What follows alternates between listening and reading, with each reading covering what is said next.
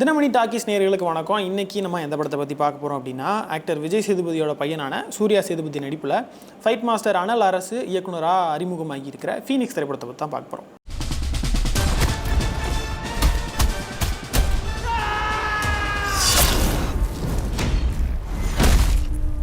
First ஓவராலாக இந்த படத்தோட கதைக்களம் என்னவாக இருக்குது அப்படின்னு பார்த்தோம் அப்படின்னா, ஒரு 17 வயசு பையன் என்ன பண்ணுறான் அப்படின்னா, ஆளுங்கட்சியில் இருக்கிற எம்எல்ஏ ஒருத்தர் வந்து பொதுமக்கள் முன்னிலையில் பப்ளிக் ஸ்பாட்டில் வச்சு கொலை பண்ணிடுறான். எப்படின்னா ரொம்ப கொடூரமான கொலை, 32 34 வெட்டி ரொம்ப கொடூரமாக கொலை பண்ணிடுறான். அவனை போலீஸ் வந்து அரெஸ்ட் பண்ணிடுறாங்க. பண்ணதுக்கப்புறம் அந்த எம்எல்ஏவோட குடும்பமும் அவரோட கட்சியும் சேர்ந்து அந்த பையனை பழி தீர்க்கிறதுக்காக ஜெயிலுக்குள்ளேயே வச்சு அவனை கொல்றதுக்காக பல முயற்சிகளை மேற்கொள்கிறாங்க. அந்த முயற்சிகள் என்னாச்சு அப்படின்றதையும் அந்த பையன் ஏன் வந்து இந்த எம்எல்ஏவை கொலை பண்ணான் அப்படின்ற கேள்விகளுக்கு பதிலளிக்கிற ஒரு கதைக்களமாக தான் இந்த மொழியில் ஃபீனிக்ஸ் படம் உருவாகியிருக்கு.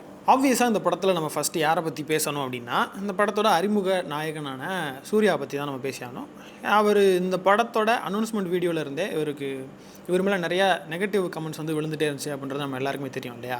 எப்படின்னா, ஒரு ஃபஸ்ட்டு ப்ரெஸ் மீட்டில் வந்து அப்பா வேறு நான் வேறு அப்படின்னு சொன்னதை ட்ரோலாக மாற்றினதாக இருக்கட்டும், இல்லை இந்த படத்தில் சூர்யான்னு தான் நாங்கள் போடுறோம், சூர்யா விஜய் சேதுபதினு போடலை அப்படின்னு சொன்னதை ட்ரோல் பண்ணதாக இருக்கட்டும், இது எல்லாத்தையுமே நம்ம பார்த்துட்டு தான் இருந்தோம் இல்லையா?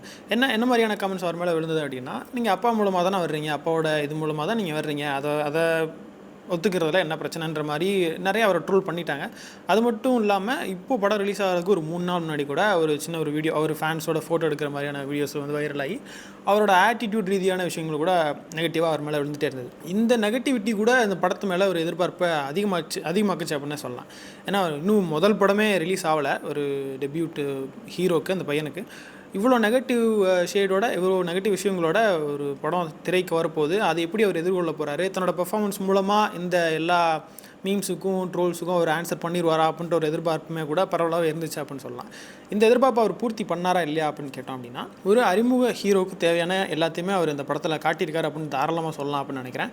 இந்த கதைக்கு இந்த கதாபாத்திரத்துக்கு என்ன தேவையோ அந்த விஷயத்தை அவர் ஒரு அறிமுக நாயகனாக நல்லாவே பண்ணியிருக்காரு அப்படின்னு சொல்லலாம் அப்படின்னு நினைக்கிறேன். ஓவராலாக பார்க்கும்போது இவர் ஒரு படத்தோட ஹீரோவாக கதாநாயகனாக நல்லாவே பொருந்தி போயிருந்தாலுமே கூட ஃபஸ்ட் ஹாஃபில் அவரை பற்றி எதுவுமே தெரியாமல், அந்த கதாபாத்திரத்தை பற்றி எதுவுமே தெரியாமல் நம்ம போய் தியேட்டரில் உட்காரும்போது அந்த ஸ்லோ மோஷன் ஃபைட் சீக்வன்ஸாக இருக்கலாம், இல்லை அவரோட ஃபேஸ் ரிவீல் சீன்ஸாக இருக்கலாம், அது எல்லாமே கண்டிப்பாக நிறைய பேருக்கு தொய்வை கொடுக்கறதுக்கு வாய்ப்பு இருக்குது. ஏன்னா அது பெரிய ஹீரோக்கான சீனும் இல்லை, நான் இப்போ தான் அறிமுகமாகிறாரு. ப்ளஸ் அந்த கேரக்டரை பற்றி நம்மளுக்கு எதுவுமே தெரியல இன்னும்.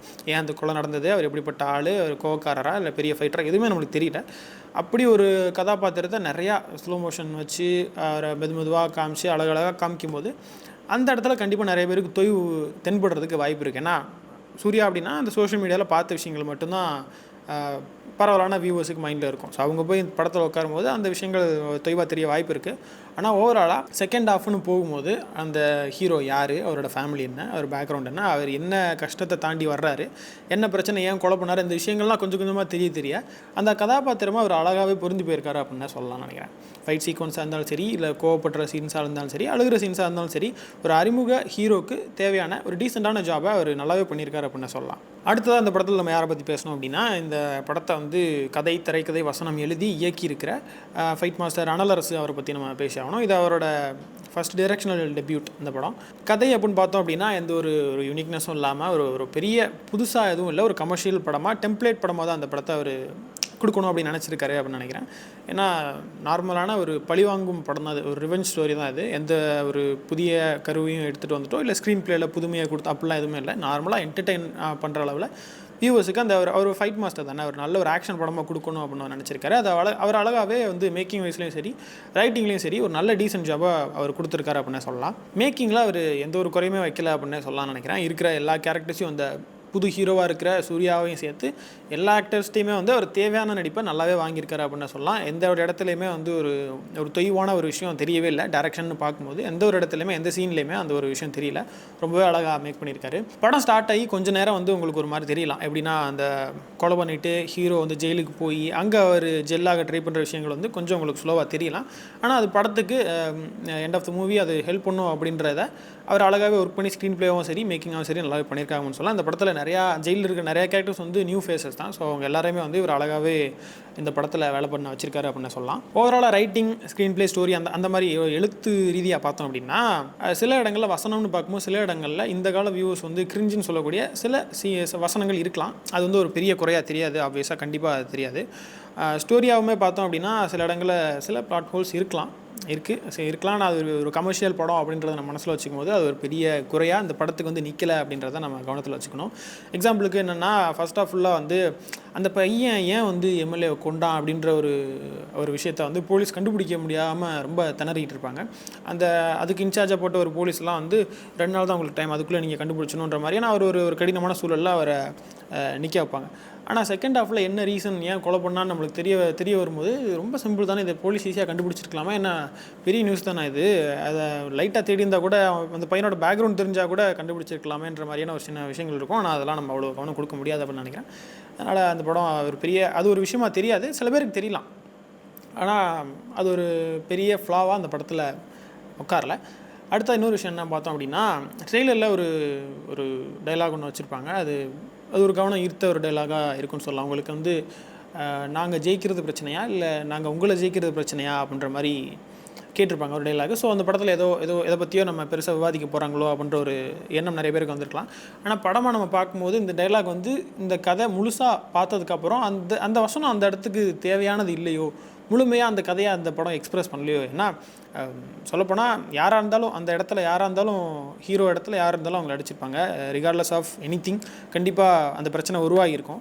அந்த நேரத்தில் நாங்கள் ஜெயிக்கிறது பிரச்சனையா இல்லை நாங்கள் உங்களை ஜெயிக்கிறது பிரச்சனையான்ற மாதிரியான வசனங்கள் வந்து இந்த இடத்துல முழுமையாக தேவைப்படலையோ அப்படின்ற ஒரு எண்ணம் இருந்தது.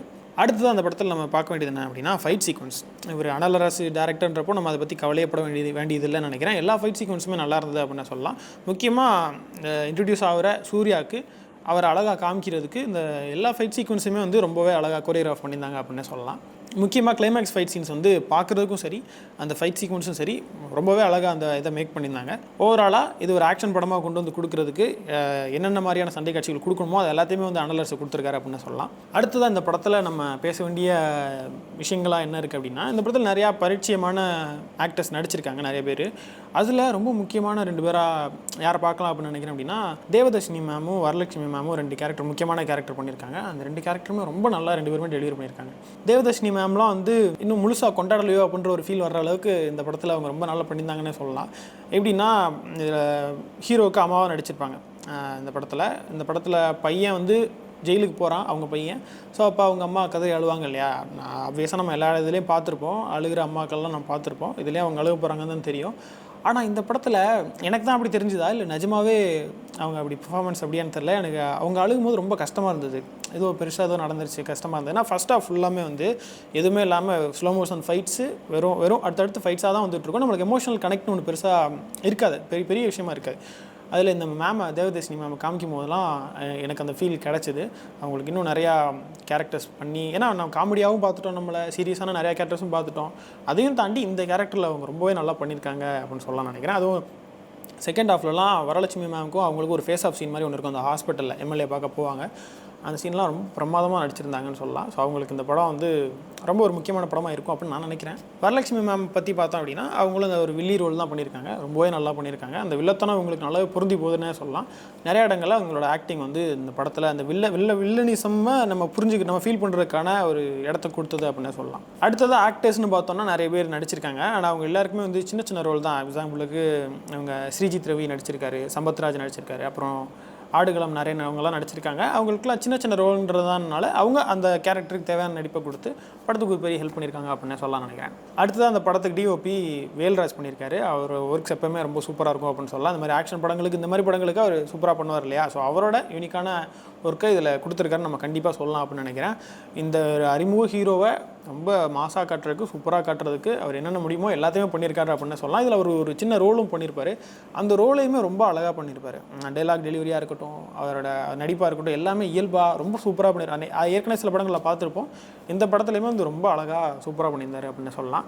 கேமராவுக்கும் சரி அவரோட கேரக்டரும் சரி ரொம்பவே பிரமாதமாக பண்ணியிருந்தார் அப்படின்னு தாராளமாக சொல்லலாம். மியூசிக்னு பார்த்தோம் அப்படின்னா சாம் சிஎஸ் பண்ணியிருக்காரு. அவர் ரொம்ப கம்மியான பாடல்கள் தான் நினைக்கிறேன் அந்த படத்தில்.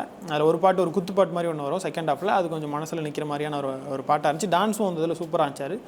இவர் சூர்யாவும் டான்ஸும் நல்லா ஆடிந்தார் அப்படின்னு சொல்லலாம். ஸோ அந்த சீக்வன்ஸே ரொம்ப நல்லாயிருக்கும்.